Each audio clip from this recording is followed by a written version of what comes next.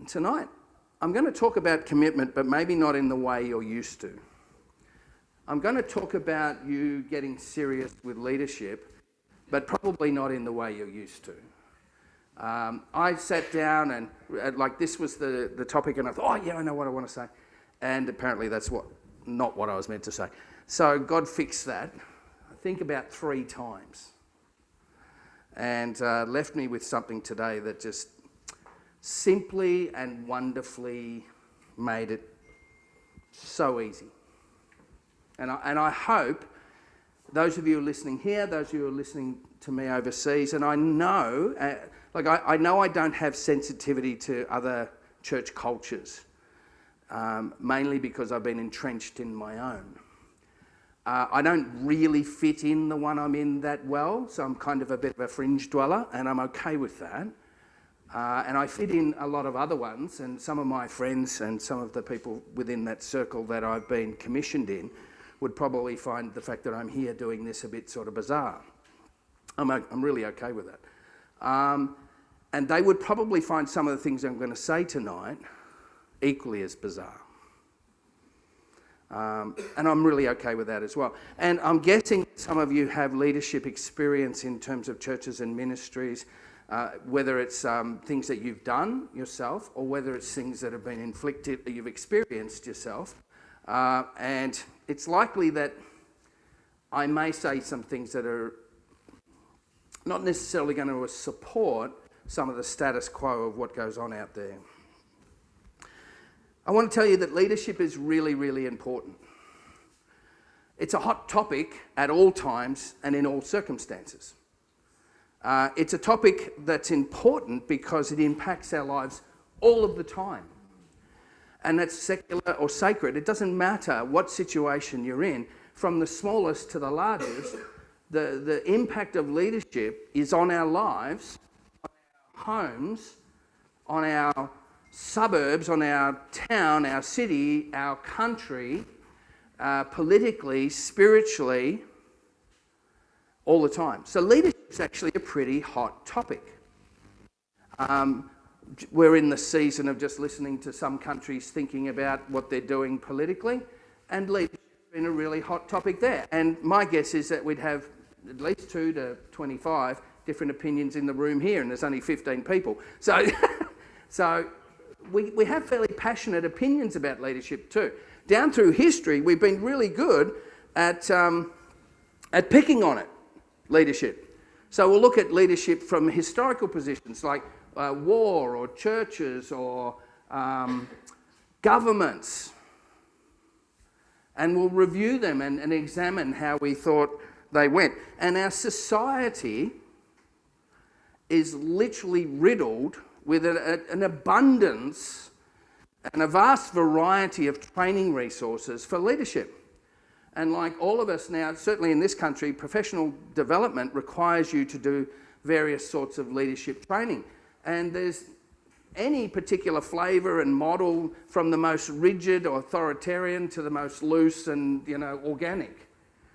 And in a year's time, whatever is the trend and fad at this time will have changed. And what they said is vital and important now will be rubbish in a year's time, because it won't work any better than the last 100 programs that they produced. And I want to suggest to you there's a reason for that, and certainly in a secular sense, is they're not tapping into God's DNA design. But I also want to point out that there's a lot of pressure on leadership, isn't there? Now, any of you who are doing leadership development are part of even the strategy here in this group or in churches wherever you're seated all over the world, will know that there's a pressure to be able to perform. There's a pressure to be able to produce. If you're in business, there's a pressure for productivity and profit, isn't there? You've got to be able to fix the problems of the previous leadership and be better. And even, sadly, if it was good, you've got to be better still. You can't actually just be another good leader. You've got to be better than the last lot. I've got to tell you that, as I was preparing for this, and I've done a fair bit of training. Some people might say it hasn't had a lot of effect, but I've done a lot of training. And And I've lived through and still have to extract that performance thing out of my head. Because like my own personal stories, I've trained twice for ministry. I've done 2 trades, I've done multiple courses, I've done programmable computer controllers for early machines in factories, I've done elect fitter, armature winder, elect mechanic, and then I did church army and trained as a church army evangelist. Yes, don't even ask me to explain. This will not last long enough to get that done. And then I retrained some years later and did a degree in theology and pastoral care. And anybody who knows me wonders whether I skipped the units in pastoral care entirely. And I've trained, and I actually did supervised field education, which they tried to do on me. And I've had just multiple levels of training, and we have PDs and training that we have to continually do. And largely it's had no effect. No, that's not what I want. And so I understand what it's like to sit in the pressure cooker of expectation of perfection. And the reality check is, in my mind, and I was critical, if you like, or I would analyse, not the content, I'd analyse the process of the application. I was being apparently equipped for ministry, and at no level did I feel equipped. I got trained academically, and I could find 60 different opinions on one theology, none of which, by the way, made any sense. I got trained to do a bit of linguistic stuff, pretty average at that, really glad for the computer now that does all that work for me. All I have to do is try. I've been trained in pastoral care, level 3, multiple units, and every single one of them, the level of excellence that was expected of the practitioner, the minister, Jesus would have failed. Jesus would have just failed. He just said, I'm not doing this. I think there's a simple program. I know that. Do you know that? I know that. This is a new level of interaction that I can have fun with. And thank you for participating, and we'll edit this out of the recording later. Don't give me more work. Oh, there's a challenge. And one of the really sad things I want to suggest to you is that often the church has got on the bandwagon of being professional and creating this pressure cooker of leadership training, and we've got to produce the next Messiah. My understanding is that we've only needed one. But there seems to be a lot of training for another in case that one doesn't work. I think that's rubbish. And I went through it. And if we haven't got the next Messiah, we've got the next Billy Graham, or we've got the next world changer. We've got, and the pressure on them to be perfect, without flaw or blemish, sounds like a Messiah, doesn't it? Is ridiculous to the point of a couple of things. They either pretend nothing's going on, and it leaks out the cracks, and we end up with people who fall for their Achilles and then fall and take a lot of people with them because everyone made a pedestal far too high. And that's the leadership on both sides. So we make pedestals and we put people on them, and then they feel like they've got to stay on them. And I just think this is appalling. I think and also what it does is it makes every believer feel inadequate and unqualified to lead anyone at any level. Because unless you're as good as the pastor or the youth worker or the evangelist or the prophet, and unless you can speak underwater with marbles in your mouth and speak Greek and Hebrew and translate it as well, and unless you can pastorally reach out your hand and heal 3 people whilst having the most excellent sermon and doing children's ministry all at the same time, you are not qualified for the minimal level of ministry. Now, I don't know what your experience has been like, but church has fallen. See, when I went through Bible college the second time, and because I'd already had a crack at it, I started to realise we had copied the world's education model, which, just so you know, doesn't work. And we'd imprinted that on leadership development and ministry development and wondered why it didn't work. That's right. Like, it's bizarre. If we actually went back to the early church, and I'm not saying, you know, how many times do you hear, oh, we just need to go back to the early church? Well, the early church was 300 years in persecution getting fed to lions. So unless you're really fond of getting eaten by lions, or you wanted the early church, the second early church, because we're a little bit naive. We talk about it like it's, you know, like the good old days, back when we, you know, in the good old days when the toilet used to be out the back and used to have to fight off the spiders or whatever the good ideas. Yeah, I said toilet because dunny doesn't work overseas apparently. Yes. We romanticize it. It's not true. But I want to suggest to you that there's some characteristics of leadership in the early church, and from some of the reading I've done, one of the things that was part of the early church, and this is a leadership sort of selection process, was that, you know, the deacons who would serve at the table, you wouldn't get sort of positioned as a deacon who could serve at the table unless you had a verified healing that was at the end of your faith and hands. Now, I just reflect on the training that I've had and wonder how many people would have actually got their degree, got their clergy collar or position of appointment based on that just qualification alone. And my experience is there'd be a very small percentage, because that's kingdom business, where we've turned it into church business. And the church business looks too much like the world business. And that's just my opinion. So I'm going to suggest to you that the pressure cooker of performance-based leadership is one of the best lies of the enemy to cripple the church and every single member who's designed to move into a multiplying role. I'll give you a clue. When I did, you do a retreat when you get, before you go into ordination. So you do your degree, you got to pass, you get psychologically evaluated. I had a dummy stand in for me and do that instead. No, I had to have 6 sessions of counselling after that. And that's true. We passed him after one cup of coffee. Yeah, he went, yeah, you're funny, you can come again. And we need a white guy. So I just had to get in. You don't remember that day we were sitting there, literally, we took the table, picture of the table, and I'm the only white guy there. And I think that's the first time in my life that had happened, and I'm sitting there going, what the hell just happened? It was so much fun. Anyway.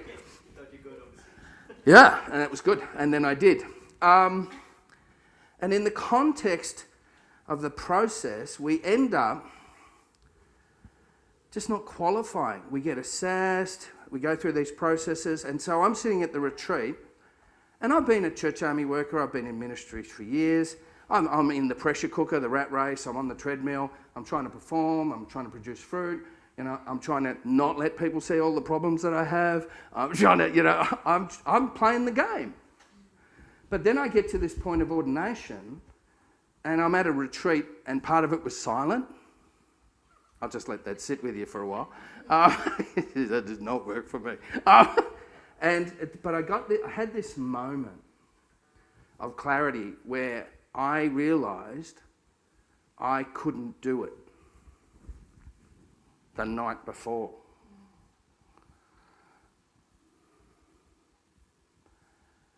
And I was undone. Now, I didn't think I couldn't do meeting with people and talk with people and things like that and ministry and bits. I didn't think I could do this ordination thing. I couldn't be that good, that perfect, that multi-skilled, that available, that not broken, that perfect, that productive. I couldn't do it. And you know what? I was right. That was one of the, it wasn't until years later, because I thought that was a great failing, that awareness. I thought that was a huge failing. I can't do this, I'm going to fall down, I'm going to find the back door, run away. I thought, you know, what a failing. You're too useless to do this. and someone's going to find out you're a fake. Like, you believe in Jesus, but you're just not good enough. And you're never going to be. So I'm a fake. And I'm looking for the back door. I'm out of here. And it's a point of clarity that tells us that model is flawed. It was education without imitation. It was expectation, which was hypocritical because no one else did it. And it was information without transformation. And it had very little to do with kingdom. And a lot to do with copying man. Training us to be the big bulletproof general who can, charge over the mountain and sacrifice everybody else's life while they give commands. Or the CEO of the business who knows all things and can do all things. And to be honest, it's nonsense. And one of the reasons I think the everyday believer doesn't move forward into leadership is because they have a misperception perpetrated by the church because of its own deception, that leadership looks like something that, like me, I just can't do that now or ever. And that's one of the best ways for the enemy to keep really wonderful, beautiful, amazing, gifted, extraordinary, Jesus holding, Holy Spirit embracing, powerful kingdom people totally neutered. Because they don't believe they can do it. Because the model they've been offered is nonsense. And they don't want to do it. So when they're asked to do something to step into leadership, they kind of cringe. Because this is the wrong idea. And I'm sorry if in your mind, if you're sitting here, if you're overseas and you don't have my background experience and you haven't been through the crunchy mill of sort of cookie cutters, cutting all the rough edges, all the real edges, all the rough edges off you so that you can comply to the sterilised, neutered version of ridiculous expectations of church leadership that's copied the world. Have a think about the 12. They were not the best of the best of the best. They were the first dropouts from the Jewish selection for rabbi school. And Jesus, as a rabbi, rabbis choose those they believe in. They believe they can do what they do. And he chose them to tell us all, you can do it. But it's not this thing. It's not the bandwagon. It's not the performance pressure cooker. It's another thing. Now, I want you to think about some of the amazing church leaders that you kind of, think are great or brag on in your heart, and ask yourself, are they the ones that can do the performance and have got a big ticket name with a big ticket reputation? I bet you they are. Because we haven't been trained to think any different. So I've been through a really amazing experience in the last couple of months. And I'm a church leader. All right? Now, albeit a small church, but I'm still a church leader. It counts. You can't take it off me just because it's small. All right? And I'm going to cry when I talk about this. We took a little girl into our home who needed someone to take her in for a short while. And we didn't take her in because I'm any good. So don't sit there, over there. Well, for a moment, think, oh, Bruce, you're amazing. Just do that for a moment. Oh, Bruce. Oh, Bruce. Bruce, you're amazing. Thank you. Bask in the glow. In the glow. Bask in the glow. I'm going to take it all away right now. There's no more basking. There's now truth. When we were asked, we said no. We said it's inconvenient.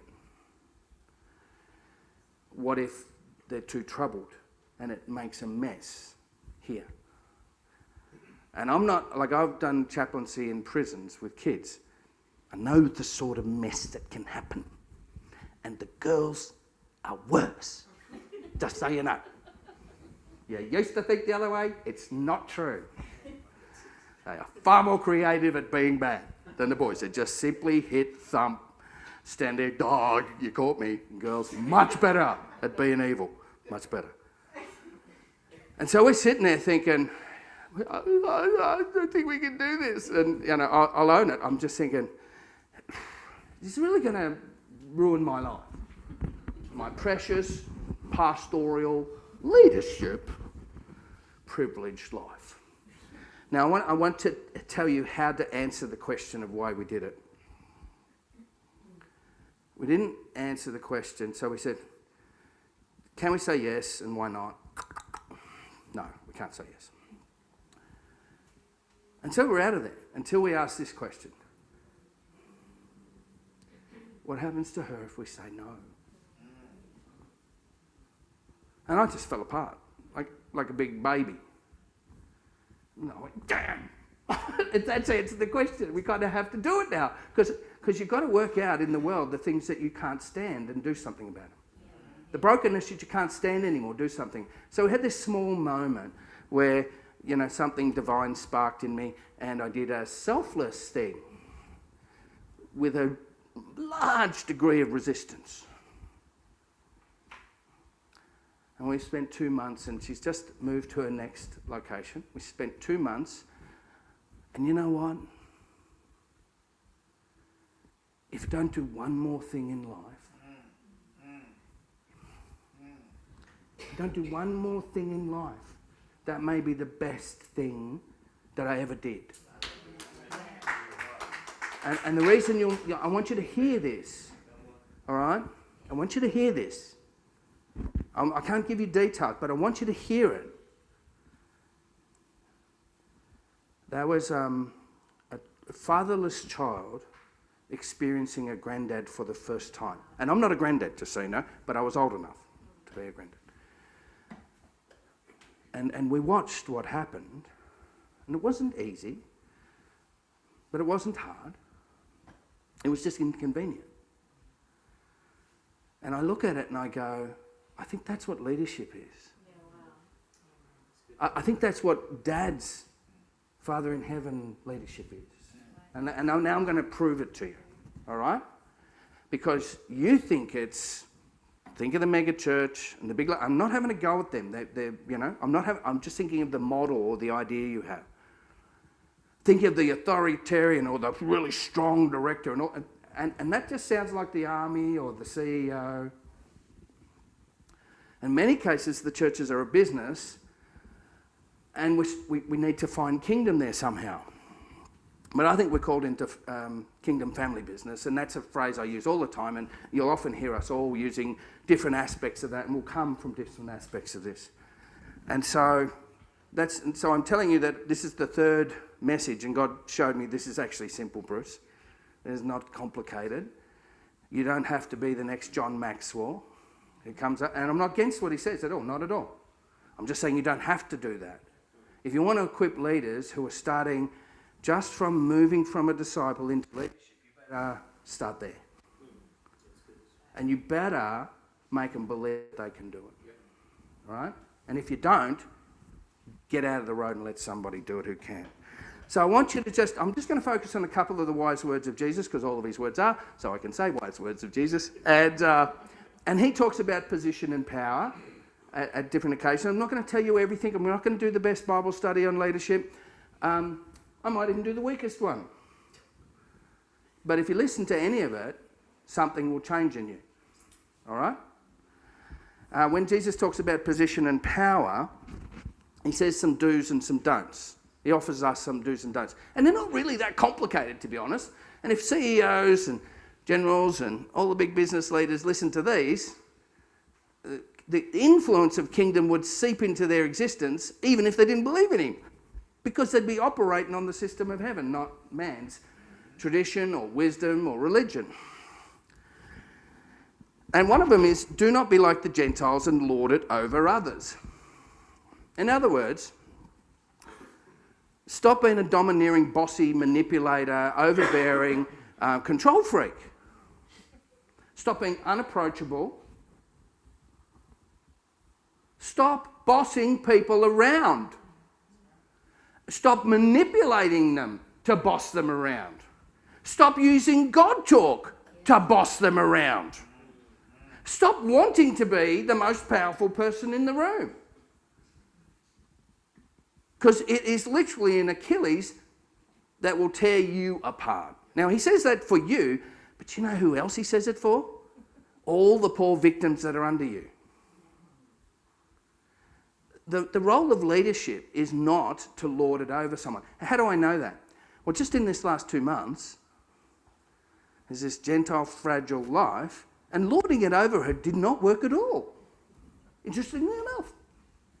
And I grew up being lorded over, just so you know, completely. And it didn't work for me either, just as it happens. And so what happened was, the most powerful person in the equation was the one being served, in a sense. Even though I had all the power. I had all the power.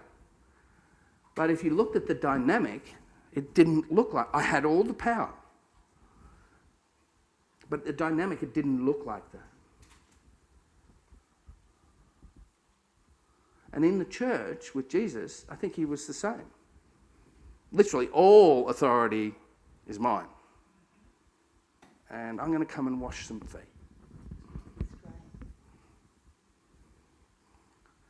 I'm going to come and serve the least, the last, and the lost. But I'm not their servant. And I think it's really important to get the difference, because many ministers end up being the servant of the people. In other words, they say jump, and the minister says how high. They say we don't like the carpet this colour, and they have to work out a way to fix it. That we don't like the shirt, we don't like the music. The consumer crowd whinges or moans and bleats out of their overly indulged, self-indulgent, flopping, never done anything to actually help anybody else, so they've got to complain about something, and the leader ends up running around trying to fix these tiny little uncomfort details, and becomes a servant to the whims of people. Now, that's not what Jesus is saying. Jesus did serve, but he had all authority. Royal servant, we know that. This is the culture. You guys know that. If you're listening and you don't know that, Ruben will direct you some YouTubes that have been recorded about this stuff so that you know. So I'm not going to try and plug that hole for you now, but you know about being royalty and having everything you need, so now you're free to serve. Amen. So as soon as you get into a situation where you need power, you need discipleship first. Don't lord it over others. It's a misuse of power and position. It produces corruption and it produces abuses. And let's be very clear. Some very horrible, nasty stuff happens in this. Very, very nasty. Very, very nasty stuff. Training leaders to be somebody they were never meant to be, where power and position was their identity, when it's meant to be the opportunity to serve, not to be a servant. You're a son or daughter who has this royal inheritance and possibility and potential to serve. And then the other one is don't seek the best position in the house. Don't put self before service. So here's the challenge. You know, one of the things that they should be able to do when testing leaders is hunt out the reason why they want to be a leader. First of all, they need to ferret out all of the bad examples of what it is they think it is. There's only one good one, just so you know. Jesus. So we've got to ferret out all the bad examples. And the next thing is to ferret out the motivation. Do you know how many people go into ministry and or leadership because they need to be needed? Can't rescue me, so I'm going to rescue someone else. And the problem is you can only give away what you have. So if what you've got is a need for rescue, guess what you give away? That'll probably be enough on that. Talk to your counsellor. No. Yeah. Now, and if you can't ask the question, why am I doing this? And you can't tell yourself the truth. And so I know this is true. When I was young and I got saved and I had a shitty sort of upbringing, or a not a very nice one, for those who find that word not very nice. I do apologise. I'm not trying to offend on purpose. When I am trying to offend on purpose, you'll know. And when I was in the youth ministry scene and the young adult scene, I desperately wanted to be a leader because I didn't have anything else. I didn't feel worth anything. I knew nothing of sonship. I knew nothing of my worth. And I would try and find something to do that people valued so then they could value me. And there's a bankruptcy that goes on in that. And then there's, if you get a position, then you use it for who? You? Yes, it's a self thing. So if your leadership's for self, you need to do some work on that and go to the one that's encouraging you or exercising the leadership model that I'm suggesting and share that with them. Because in this circle, they're not going to throw you under the bus. In the training I went through, I would have been run over by a bus 3 seconds after I said it. The do's, and aren't you glad that I've stopped being so flopping negative? The do's about leadership, again, are very simple and are found in plain sight. And again, I'm sorry if you've been through months and months of extensive leadership training. Not here, obviously, somewhere else. I'm sorry. I'm sorry if you've been proven to be incompetent and inadequate and would never be willing to say yes to any form of leadership because of the high bar of silliness that you've been exposed to. Because remember who Jesus chose? Because you are desperate to say I'm wrong just about now.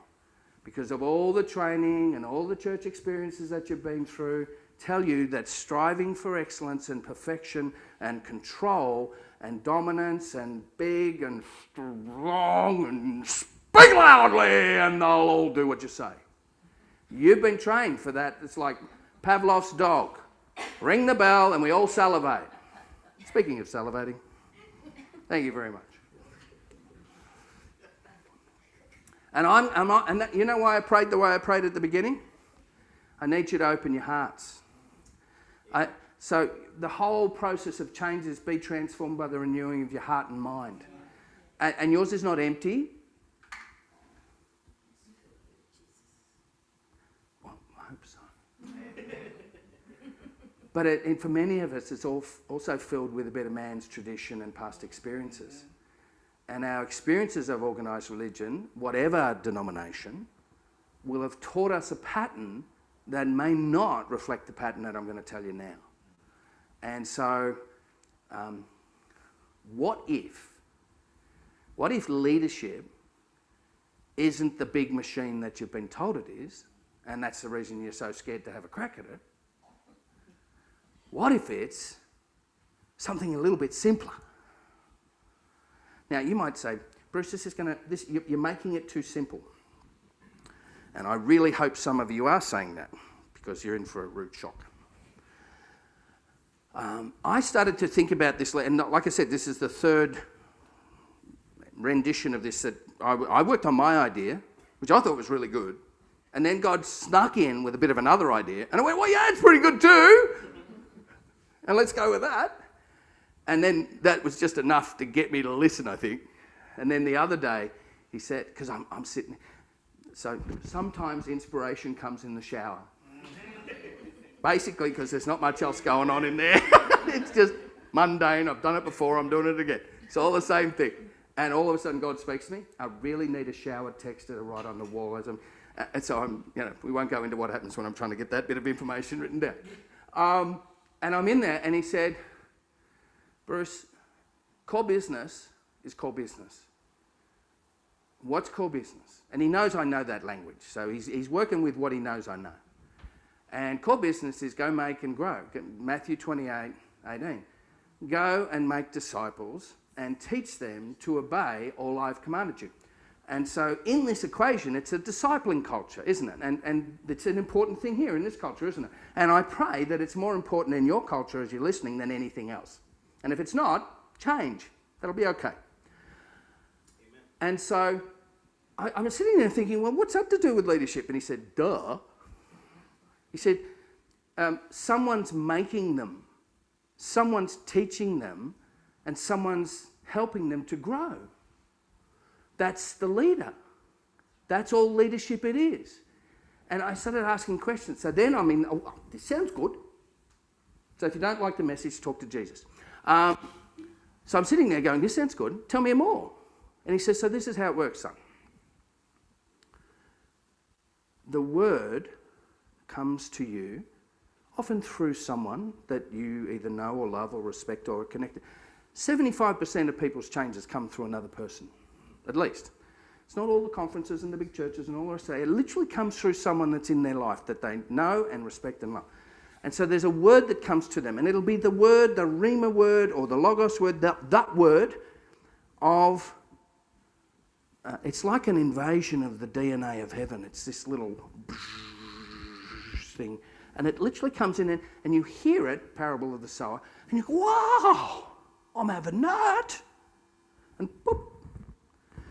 Now, there's obviously different things that can happen to that. You can hear it and go, wow, I'm having that, and then hear something else and go, and the devil comes and steals it. Or you can lose it under the two struggles. But what happens for disciples who are, a little bit in love with Jesus, kind of get to be kind of is, ooh, yeah, not bad, this dude's not bad, I'll choose him, is they get that word and they go, boop, in their heart, and then something comes along, oh, they know you can't have this. It's just a seed though, isn't it? And the word tells us that if you look after it and love it and protect it, it'll grow into one of those like big bushes. And it's so big that other people take rest under the shade of the word that's in you.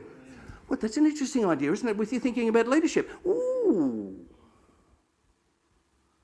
So Dad's designed a simple process for leadership to work.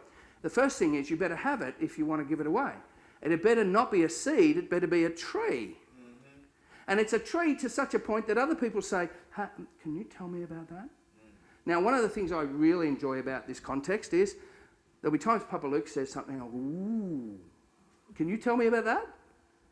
Oh, I'm loving that. And he's got a tree and I'm sitting under it. Well, Matthew's been really annoying in my life in such a loving way. Because he said many things like this and I've gone, nah. No, it's your turn next. You want to be included. It's going to get good. It's going to get good. It's getting better. It's coming. It's getting better. Honouring is coming. But see, when I went, it was because the word I had, I wasn't prepared to let go of and sit under the tree. And just the joyous thing that happened to me was I had to sit near the tree over and over again. And then finally I went, hang on, he might be right. And sure enough, as I sat under it and learnt from it, you know what happened? And Ruben's done this heaps in my life. Like, just love you to bits, you know that. I love you all, you know that. And we know you need to be special, so we'll let you have that. But friends, you know what happens? The tree drops a seed into your heart. But it's only those who have the word and stewarded it enough for it to mature enough to produce fruit. Sounds like what a leader should be like. So disciples is the starting point. Disciples who take a word and let the kingdom DNA invade their lives to such an extent that it's now them. So the truth of that word is not something they've heard. It's not something they just heard and have. It's something they live. And you can't kind of get it out of them to such an extent that it bubbles up and over and out. Now, one of the joyous parts of that is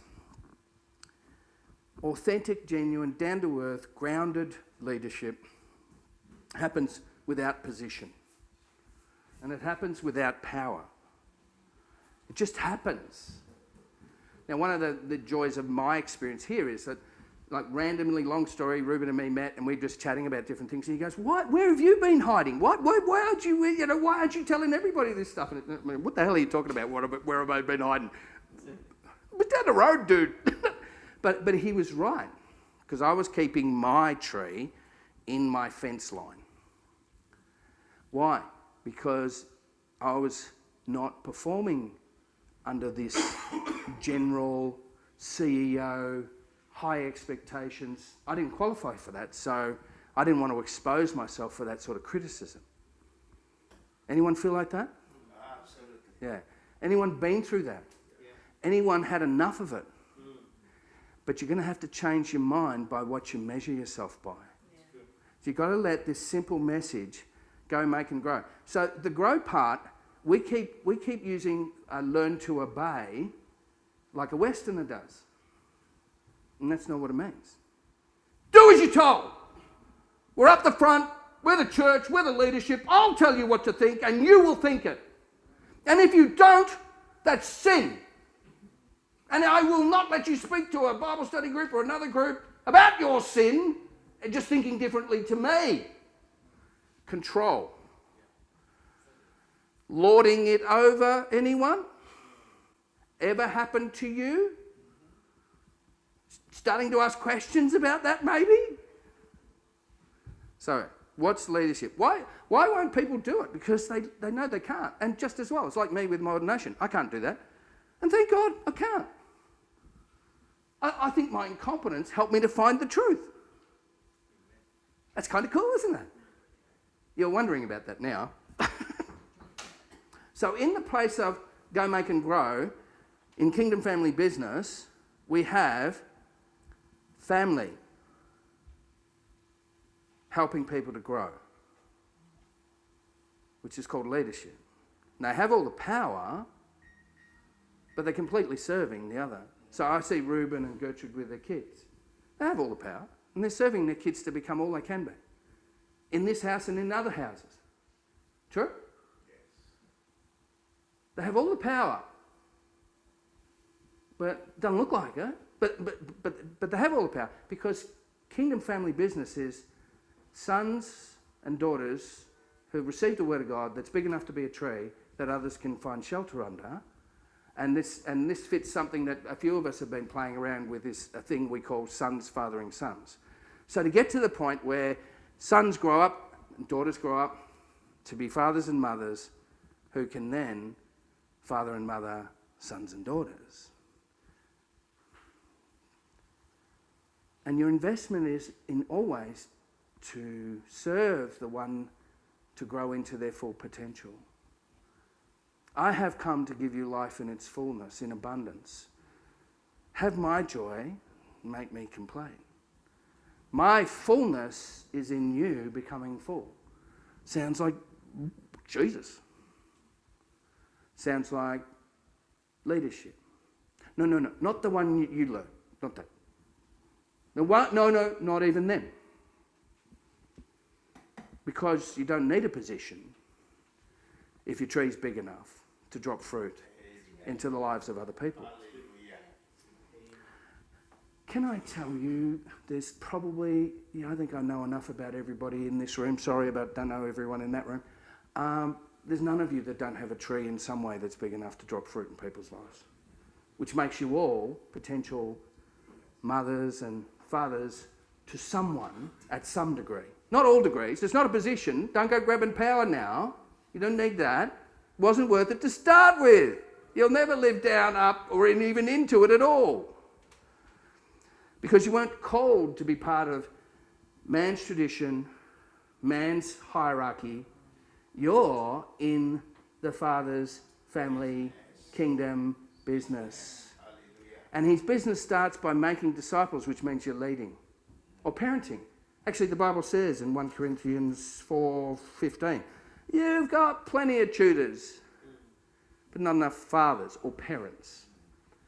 And I even include grandparents after my experience in the last couple of weeks. One of the things that really broke my heart during the process is my son and daughter, who I wasn't the best dad to. I was okay, but I wasn't the best dad. I made mistakes, and mistakes had hurt them. Both said, we're really proud of you. And my daughter made a statement which goes something like this: I'm really glad that what we went through wasn't wasted. That you learnt something. So none of the mistakes you've made have to be wasted. None of your incompetence has to be a badge of dishonour. Turn it into a learning that makes your tree bigger so the fruit drops on your biological family, actually on anyone's family.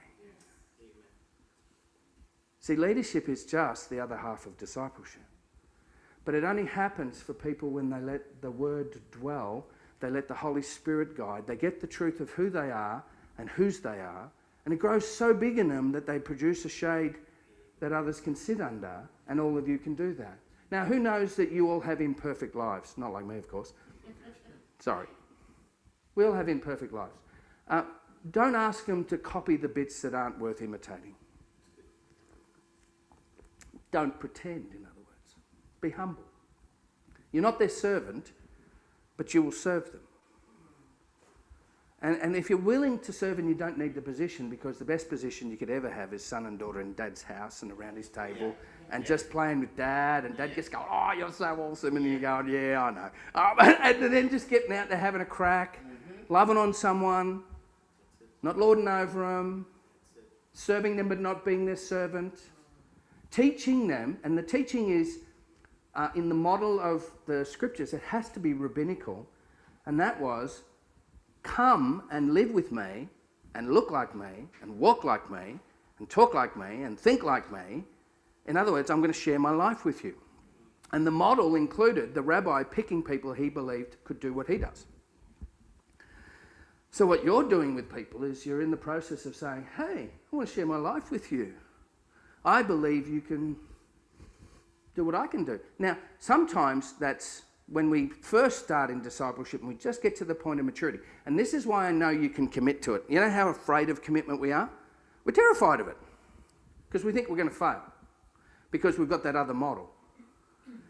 But the reason I know you qualify is as soon as your tree's big enough, you've proven you can persevere long enough to make that word produce fruit. Which means if you can do it in you, you can show someone else how to do it in them. Yes. And that's all you need to do. Yes. That's leadership.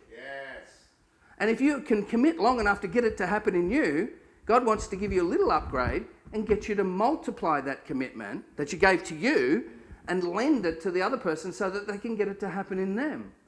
And so stop being afraid of commitment. And here's another thing. Stop being afraid of responsibility. Now, I want to be very clear. Responsibility sucks. And you might say, well, that seems a bit paradoxical to what you just said.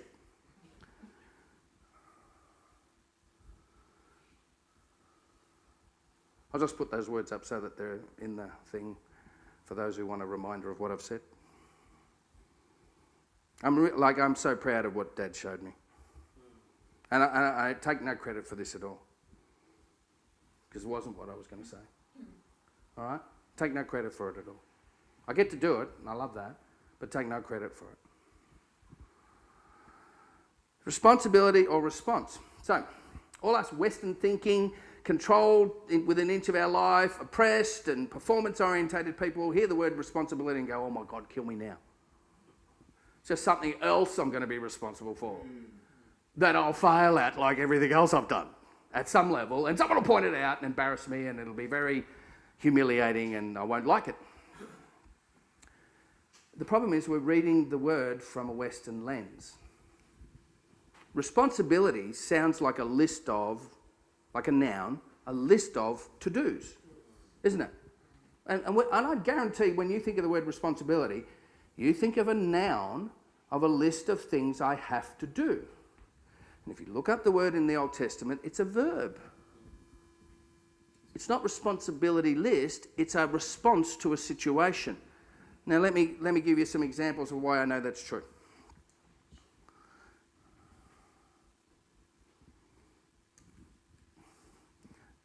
Computer, you have a responsibility to do what I want. So is it rules or relationship? And it's relationship, and it's a rhythm, it's a flow, it's an encounter, it's an experience in which you do something in response to something.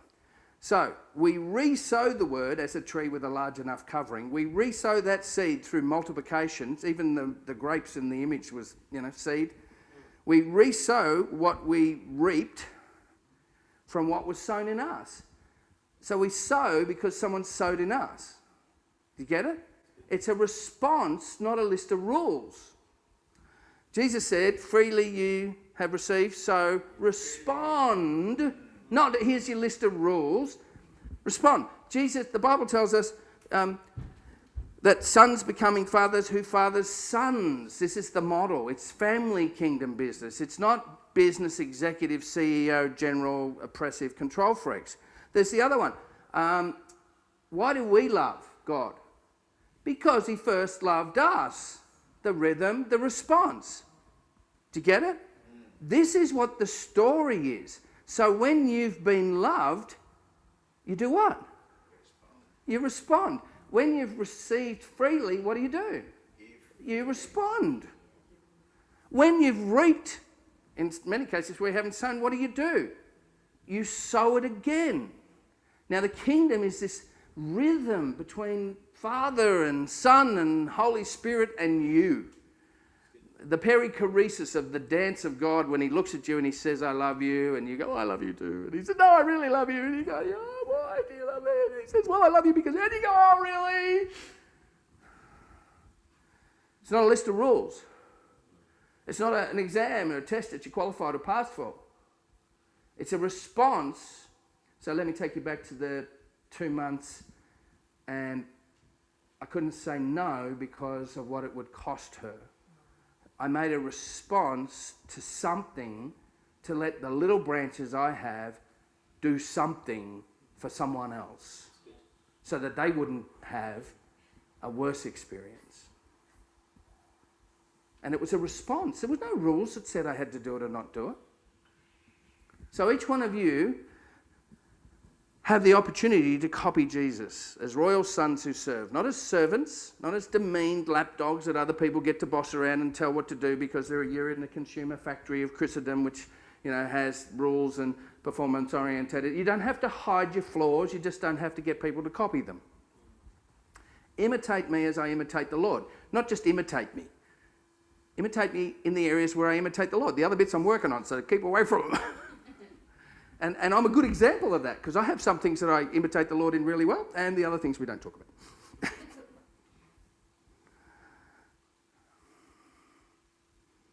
So we're coming to a close. I don't know what our timing looks like, Ruben.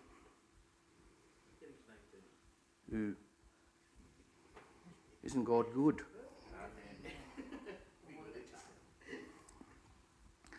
Leadership is simple. It's the other half of discipleship. It's family loving others enough to see them grow into who they are. It's serving out of fullness. It's knowing when you have enough branch to drop fruit and others to take shelter. It's stewarding what you have, parable of the talents, so it's not taken away from you. And he's not punishing you. He's not punishing you. He wants to multiply you. He thinks you're amazing. How amazing? He says you can do what I've done and greater things. Apparently that's a Bible reading. So the rabbi choice is true, isn't it? He doesn't need you to perform at all. But he does need the same level of commitment out of you that you gave to you. To tear down strongholds and to get established in the truth and let it grow into a tree. And he needs you to love the others enough to take enough time to be with them, not to get them to perform, to get them to do what you did because you can tell them a story of what it looks like. Testimony is the spirit of prophecy of Jesus. This is the story about how he changed me.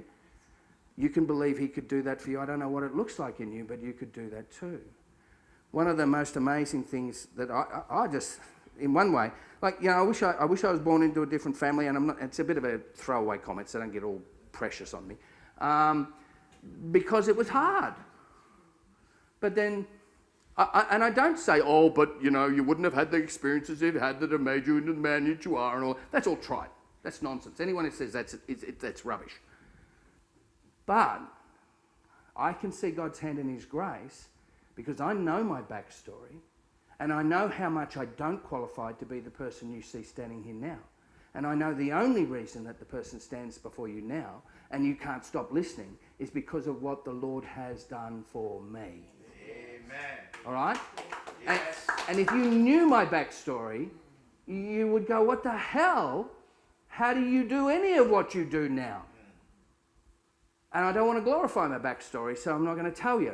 Testimony one day, maybe if you'd like a horror story, we can just have popcorn and that sort of stuff, because I'm really good at telling the bad story. but it doesn't really glorify Jesus that much because I get stuck in the funk and exaggerate a bit, and it's kind of cool. And so I know every one of you qualify. Like I've either sat with you long enough or even seen you in 2 dimensions to know you qualify. I know there's a branch or 2 that others deserve to sit under. Not maybe all of your branches. Some of them you could prune a little because that'd be good. But so could I. But discipleship is the model of leadership. Now here's how it works. Sometimes you'll get 2 or 3 sheep to follow you while you're shepherding them. And I don't mean people are sheep, but it's the model. So sheep follow the shepherd. While you're following another shepherd who might have, and you're a sheep to that shepherd, you're not a shepherd, just so you know, while you're following them. But you're a shepherd to the ones that you're leading, and there might be 6 or 7 shepherds in front of you. So the one that is leading you, that you think's a shepherd's a sheep to someone else. See, it's not hierarchy. It's just how big your branches are. It's not hierarchy. It's not position. It's not power. It's, I plant a seed in you which brings heaven to earth so that you can be the citizen of heaven that I see you to be. But it's never meant to keep. You're a river, not a dam. It flows through you, not just to you. Now, if you guys are in leadership and you're wrestling with what that means for you, and I love that. I really do. I don't need you to do a leadership course. You do them if you want to, that's fine. I'm not against them. But I don't need you to do that. I need you to work out whether you know what it looks like, what branches are worth sitting under, do you need position or power, or do you just want to love on another heart for this moment so it can be all it can be. And I reckon that's kingdom family business, whether it's 2,000 sheep or 1. Because Jesus said, go, make, and grow. All right? So don't be afraid of commitment, because you know how to do it in getting your own transformation. And all you're doing is just having that belief for someone else. That's what commitment looks like. It's just that for someone else. That's why it's called service. And it's about multiplying, because if you don't multiply, you die. All right? So I'm going to pray, and I'm just going to let the other guys are going to share briefly about some of the things they're going to say over the weekend. We want to sow into you some stuff in various angles, and it's like a prism, isn't it? It's got various angles. We're going to show you this, we're going to show you that. It'll all help you in your leadership. It may feel like different pages out of different books, but they're all part of the one story. What does it look like to grow into fullness? And the reason we wanted to do leadership for you is because you're worth it. You're just so worth it. Like, it's such a privilege. Such a privilege for me to be able to just share with you and get you to maybe shift one thing to see yourself the way Jesus sees you. He just tapped you on the shoulder and said, yes, I choose you. I believe in you. I'm ready to get your heart fully aligned to who you really are, outside of all the other crap that sort of made you what you think you are now. Yeah. He fully believes in. That's what family business looks like. We had the privilege just with this little girl for a short period of time to get her to see herself differently. Yeah, wow, what a privilege.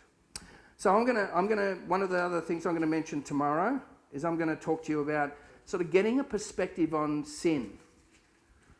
And now you've probably got one. I probably don't agree with it. I'll probably let you know that fairly early.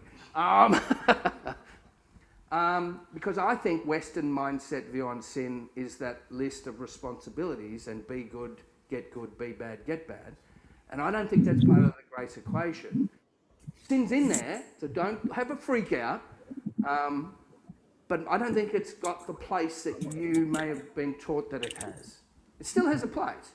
And I don't think you should have it, so it doesn't have a place in your life, so I'm not saying that. But where it has a place in the covenant where it's addressed, but maybe it's not what you think it is.